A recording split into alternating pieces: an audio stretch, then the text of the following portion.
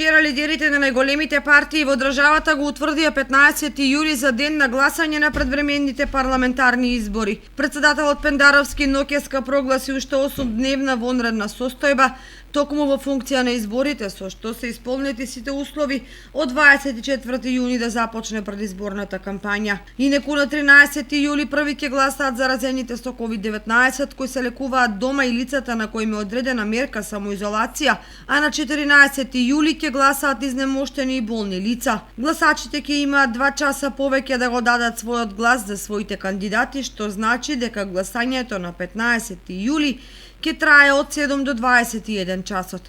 Веројатно најкомплицирано ќе биде гласањето на заразените со COVID-19, каде што ќе мора да помагаат медицински лица. Во тие места Државната изборна комисија ќе формира еден или повеќе посебни избирачки одбори составени од тројца здравствени работници кои го спроведуваат гласањето, при што политичките партии имаат право да именуваат член во посебниот избирачки одбор. Со посебна уредба се регулира и начинот на кој ќе се рекламираат партиите на радиодифузерите. Па така во еден час телевизиите и радијата ќе може да емитуваат вкупно 14 минути политичко рекламирање.